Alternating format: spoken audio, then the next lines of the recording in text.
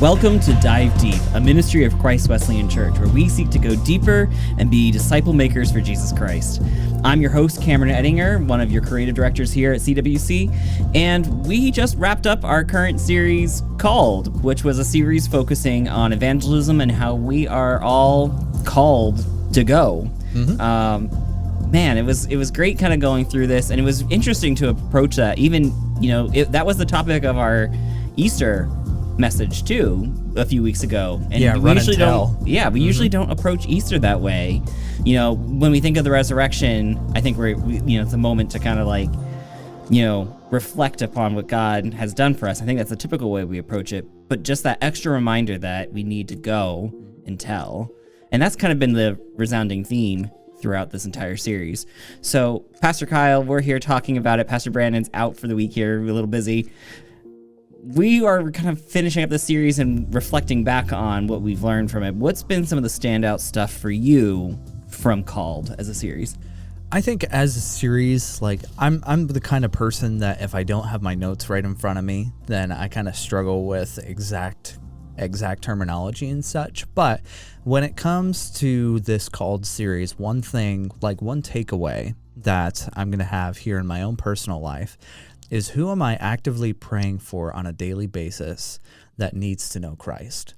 And as I'm praying for them, how am I looking for opportunities where maybe they're interested in learning more? Or how am I putting myself into those positions? So, for example, most of my family that lives within 30 minutes of me doesn't actually believe in Christ.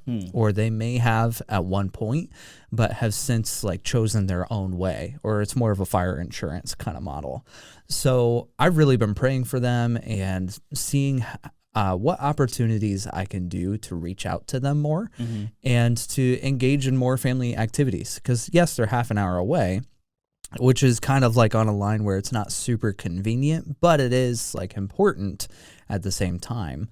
So incorporating more of those times that I can be more intentional about building that relationship with them has been something that's really stuck out to me, and that I've actually put into practice here over the past few weeks as well. Not to get too personal with that, but do you feel like it's harder simply because they are family, versus your job is ministry, so you have a lot of, evangelism built in just to your job there, but I imagine it must be harder just because they're family. Yeah, I think there's a pro and a con to being a pastor, especially when you're trying to evangelize to your family, because there's already that sense of, and I've been told, that's your lifestyle, that's not mine. And I live by my own code and such. I don't live by yours. So there's immediately a wall that's there if you're a pastor versus if you're just, I don't know, more of a quote unquote normal Christian or congregant. Yep. So pastors are put to almost a higher standard in regards to that case, but also there's more of a wall that we have to climb over. So I think that there's a pro and a con to it. And evangelism, in all honesty, is not my strong suit as a pastor. I'm a very good discipler. I'm not a very good evangelizer. So, but both go hand in hand and are necessary. So whereas some people might be excellent evangelizers, I think of Pastor Billy and Pastor Emer, two of it's every time that Pastor Emer goes to Walmart, somebody comes out saved. You're right. He's just a phenomenal evangelizer. Yeah. But are we holding on to those folks? And that's more of where my strong suit is. But it's no excuse to not evangelize as well. Just because it's not my strong suit doesn't mean that we aren't called to make disciples. And that was definitely the key theme, that that call is for all of us. No one doesn't matter what your giftings are. We're all, we all are supposed to shine Christ to our world, because without a doubt there's people around us that we care for that need him. And I know that the series has sort of leaned really hard into that, but to kind of get there again, what would you say to the person that says that isn't their gifting, evangelism isn't their gifting and therefore I'm not going to go, or they're just real insecure about it?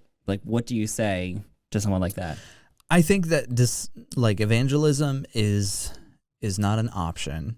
It's a skill to be developed. It's kind of like saying that, well, I don't know how to cook food, so I'm just not going to eat.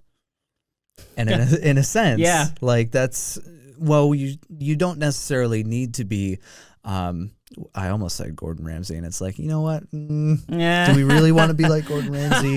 Probably not the best person to follow in that case, especially when we're talking about evangelizing.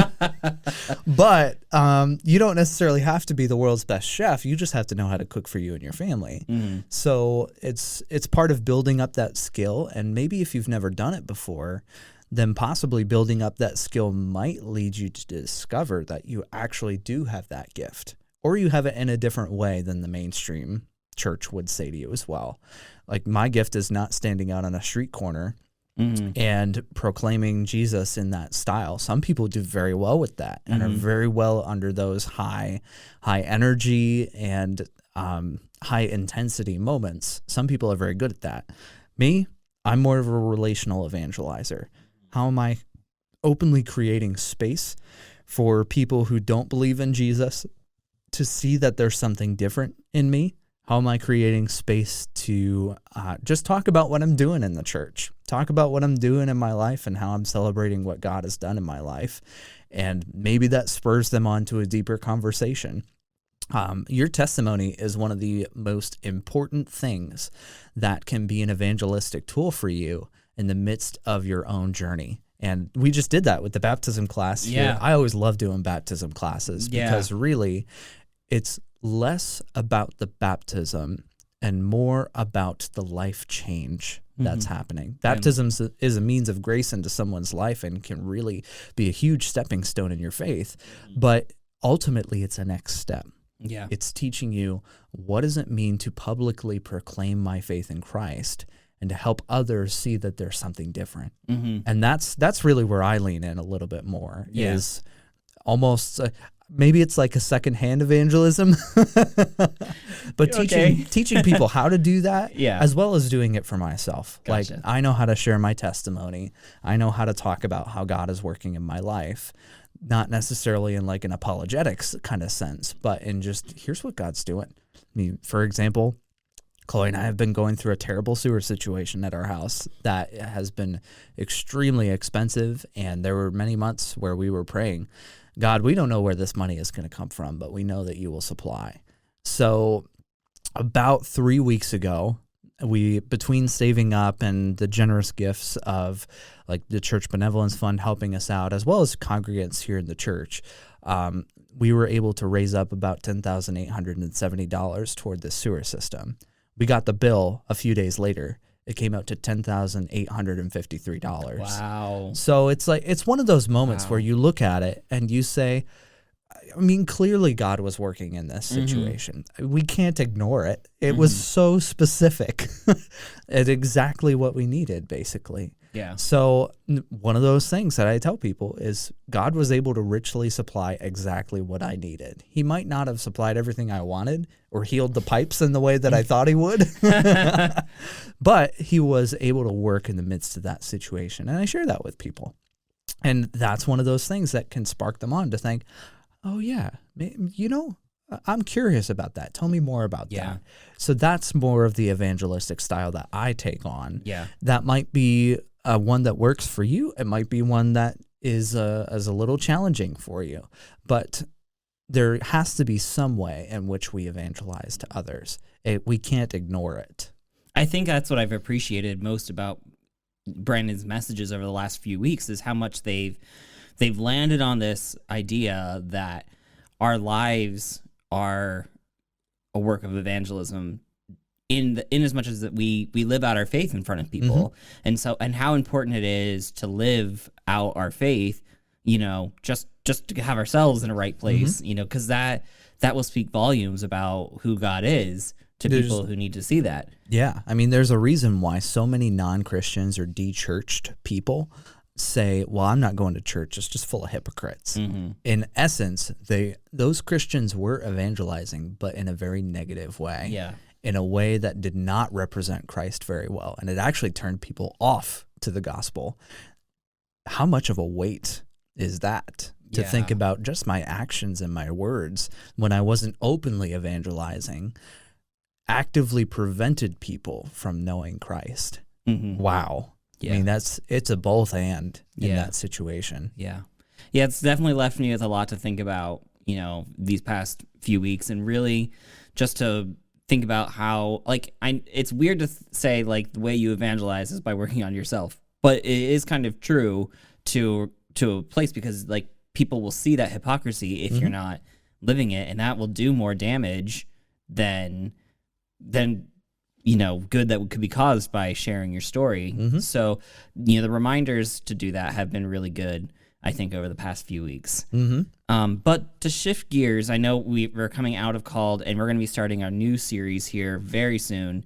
That is going to be sort of it's going to be a throwback for people who have been here for a while, and something fun and new for people who haven't been here for very long. But the series is going to be called I Love My Church, and it's really about identifying who we are specifically as Christ Wesleyan Church, and what it means to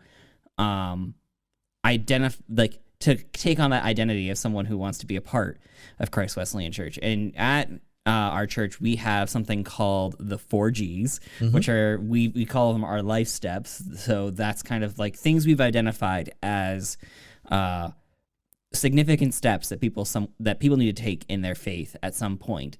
So can you talk us through what those 4Gs are? Sure. So the 4Gs here at Christ Wesleyan are gather, grow, give, and go. We try to make it simple to remember. That way you can think about those specific steps. And if you come in person to Christ Wesleyan each and every Sunday, there in Milton as well as in Sunbury, you'll actually see those 4Gs on the walls there, either within the foyer in Milton or right in the sanctuary at CWC. It's really cool Sunbury. at Sunbury. Yeah. It's always right at the forefront. And really that exemplifies who are we as Christ Wesleyan. And as we're talking more about these 4Gs, don't think of them as like a to-do list. Think of them as things that build on one another. So like once you're in the gather step, you don't leave gathering to go to the grow step. Instead, gather is the first one. The next one that builds on that is grow. The next one that gives on that is give. So each one feeds into one another, and ultimately is what we hope will lead to a mature Christianity, a mature believer, because a mature believer should gather, should grow, should give, and should go. They should exemplify all four rather than moving from one step to the other. So gathering is one of the most important things. We gather on Sunday morning. We celebrate what God is doing in our life. We celebrate what he's doing in the lives of others in our church. But also we gather to worship him together, as well as to hear his word, to hear how it challenges us, how it inspires us, how it spurs us on to continue to gather here in the future, and ultimately help us into the next step, grow. And the key of growing is, how are you being discipled? How are you actively in a discipling relationship, whether it's in a small group, whether it's in a mentoring relationship, maybe an accountability relationship?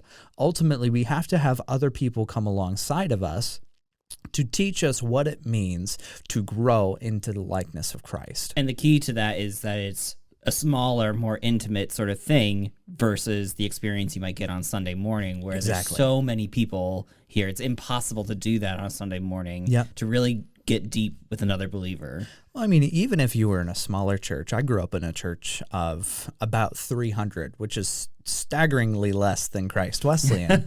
But at the same time, I didn't really start to grow until I was with a small group in youth.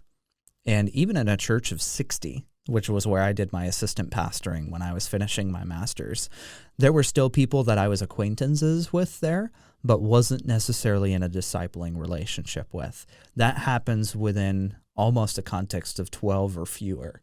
So that's really important in the grow step, is to find your tribe, find your people, find the folks that you really connect with, or find the people that you can really commit to as well. You may not connect with them initially, but if you walked into a room full of strangers, you probably wouldn't connect with them immediately anyways. You have to get to know them over the course of time. And that's where grow really is impactful. Give is in our time, our talents, and our resources. So what are we giving to help others grow in their relationship with Christ? What are we giving to help us in the gathering? This can be learning what it means to tithe to the church. That's a really significant factor, that we understand we are stewards of what God has given to us rather than like it's all ours. Stewards of our time. How are we giving back to the church in essence, or giving back to others in the community if you're part of a parachurch organization? How are you serving others that ultimately help them in the midst of these steps to become disciples of Christ? And lastly is go. I mean, giving and going kind of like overlap a little bit in that way, but ultimately going is going outside of the walls of Christ Wesleyan. And how are you being disciple makers? You've been a disciple in grow and give, but now how are you going to teach others to do the same? And that can be through a discipling relationship, through missions, through fill in the blank. There's so many different ways that you can go, and maybe it's church planting.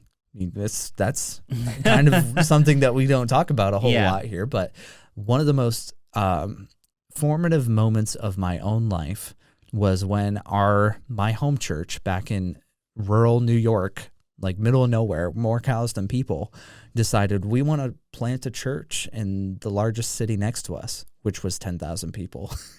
It was still more than the cows that were around us. But we really felt a leading of the Spirit to say, we want to build up a core group of people that are willing to go into Hornell, New York, and start a church there out of an old Catholic church building that we bought for $1. So it's like, it's kind of that same mentality of like, God's calling us to go. And yes, it's scary leaving the church that you've been a part of for so long. Yes, and small groups do this here at Christ Wesleyan. We encourage them to multiply.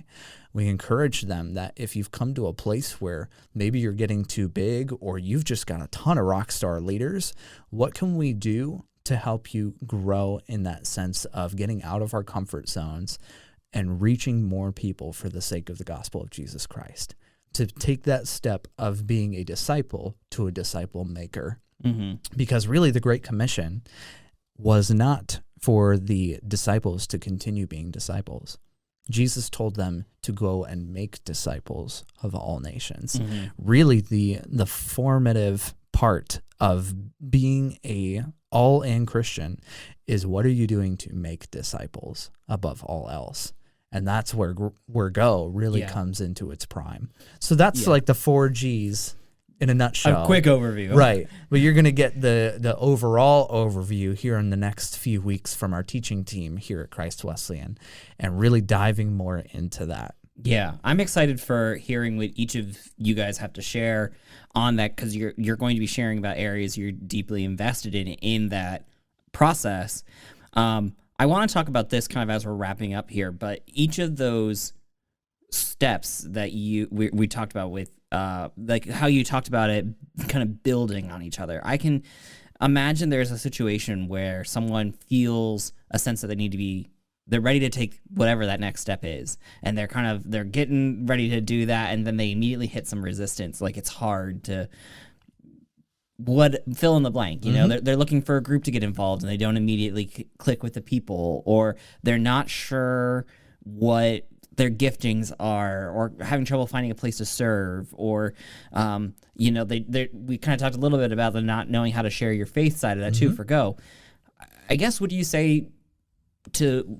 your advice to get over that initial push between each of those kind of difficult steps we have to take? Right. I mean, when we had our All-In series last year, this was something that I really struggled with personally, because when we went through our grow sermon in that sense, we really made a push for people to connect to groups. But in all honesty, we didn't have the capacity to handle that many people coming in. We had 35 active groups that were mostly full at that time, and we had 75 people to sign up to come into groups. Yeah. And honestly, that's on us. Yeah. That's on me. And my best advice to those who are still waiting on the midst of a group or still waiting on serving, we know that those problems exist, and we want to help in the midst of solving those. But my biggest encouragement to you was be persistent. Like in the midst of wanting to connect to a group, don't give up hope, because we really do want to help you get connected. We're figuring out the kinks of doing it in a large church, in all honesty. And it takes time. I know my story with the group is that I didn't immediately click with a lot of people in my group, and it took me a long while to kind of make those connections with people, and then it was just kind of like, oh yeah, like I have friends now, like, right.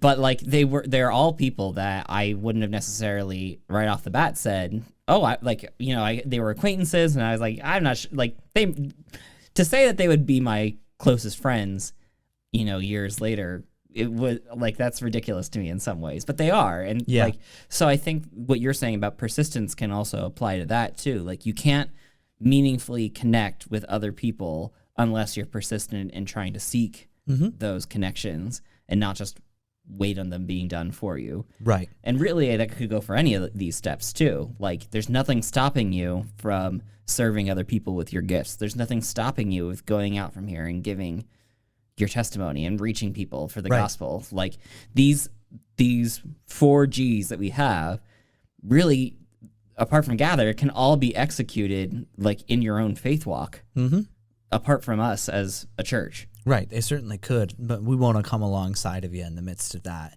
and ultimately help our processes to become better in such a way that we can really help you in the midst of growing in that step and be really intentional. And just one more thing, I mean, even though we're going through this series in 6 weeks, these steps do not take 6 weeks. Right. They take much longer than that. Jesus, when he was with his 12 disciples, spent 3 years with them. And even after they saw Jesus resurrected from the dead and ascended to heaven, they still did not yet make disciples until a few weeks or months afterwards. And that was with spending time with them each and every single day. We live in a culture that is very much a microwave. We expect things to be done fast. I want my Hot Pocket in 2 minutes because I'm hungry now. And that real depth of faith and relationship comes with time. It comes with commitment. And that's why I'm really focusing on be persistent, because this faith journey is a lifetime. It is not just a year or two. It's not just fire insurance. It's something that is so much more and so worth it to stay in it for the long haul. I'm here today because of a choice that I made 13 years ago to be really intentional about my faith. And I still have a long way to go. So if we want to continue growing and leaning in and learning what it means to be disciple makers, be persistent and be consistent. Yeah, I think that's like good reminders all across the board. And I think that like we could really the reminder to be persistent is definitely one we need to take with us. Really, I think at any time that we will get discouraged in this process, because that could easily come. But knowing that, we're not doing this for ourselves. Right. We're doing this because, it's an outpouring of the relationship that we have with God. And that's why we do all these things that we do, both personally and corporately as a church. The really important reminders there. So I'm looking forward to the next series. I'm looking forward to specifically your sharing on growing in that series. The second sermon here at CWC. We'll see how it goes. So you're gonna want to come. You're gonna hear from several of the pastors on the teaching team. Hear specifically about kind of what we kind of gave the 10,000 foot overview of today. So it's going to be a great series. Make sure you come out for that. But thank you guys for tuning in to Dive Deep. We make this podcast so that you can be more confident in your love for God's word and learn what it means to be a disciple maker in your local context. Be sure to spread the word so that more people can benefit from this podcast. You can find us at cwc.life/dive-deep, at CWC Dive Deep on Apple Podcasts, and on YouTube at our Christ Wesleyan Church channel. We look forward to providing you with more great content in the weeks ahead, and I pray that this gathering has encouraged you, challenged you, and helped you see how God is working in your life and the lives of others around you. We'll see you next week. See you next week.